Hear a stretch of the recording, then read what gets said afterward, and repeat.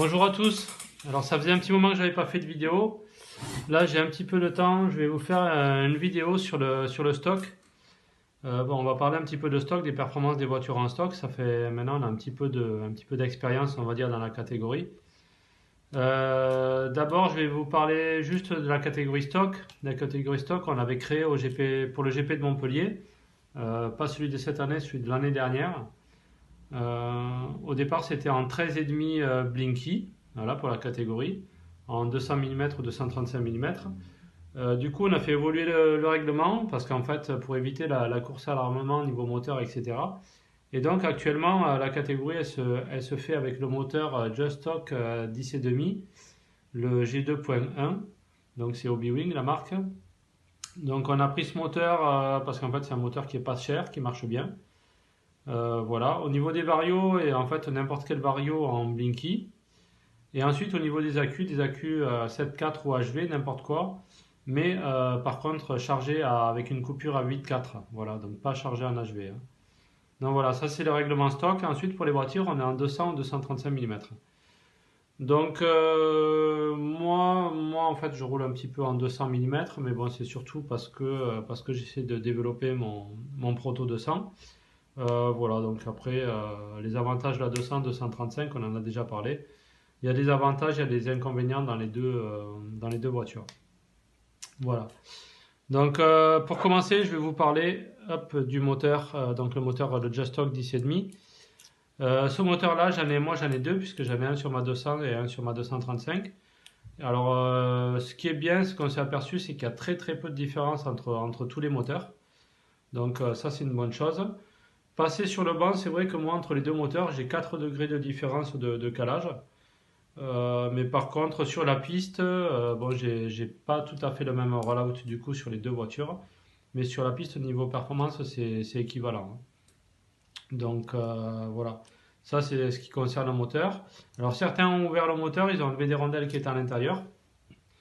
Donc on peut le faire, ça permet d'enlever un petit peu de pression sur les roulements. Voilà, l'idéal c'est quand même de, si vous les enlevez, de caler votre rotor correctement et pas d'enlever toutes les rondelles. Voilà. Donc après, voilà, de toute façon sur le moteur on peut rien faire de toute façon, il est comme ça et on doit le laisser stock de toute façon.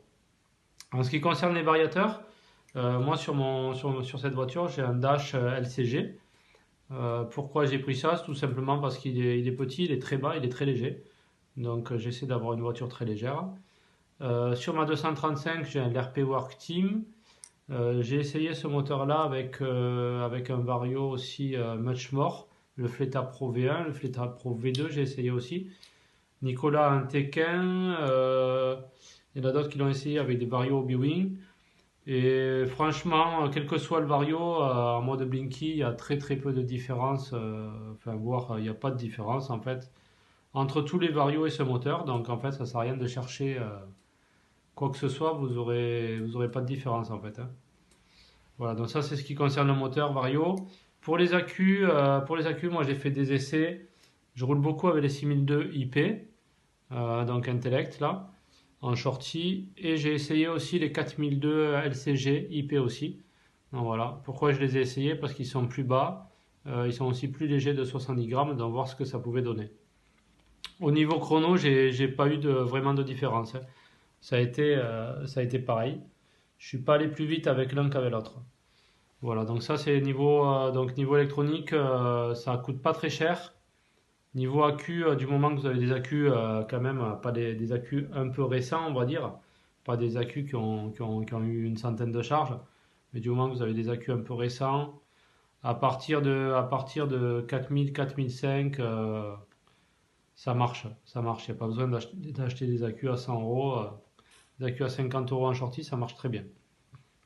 Donc voilà, ça c'était côté motorisation électronique. Ensuite, côté châssis, donc du coup, comme en moteur, il n'y aura pas de différence entre les voitures. Qu'est-ce qui va faire la différence? Ça va être la vitesse de passage en courbe et aussi la motricité de votre voiture. Donc c'est là-dessus qu'il va falloir jouer en stock pour améliorer les performances. Donc vitesse en courbe et, euh, et motricité. Donc dans une autre vidéo, si vous regardez un peu toutes les vidéos, j'ai parlé du réglage du train avant notamment l'Ackerman en fait, qui va jouer sur l'entrée et la sortie en courbe. Il y a aussi la hauteur des triangles supérieurs par rapport aux rondelles que vous allez mettre sur le kingpin.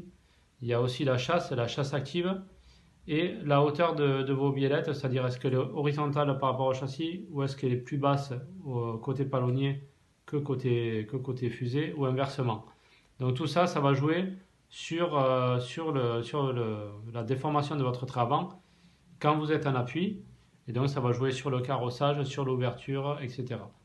Donc ça, c'est plein de points importants à surveiller.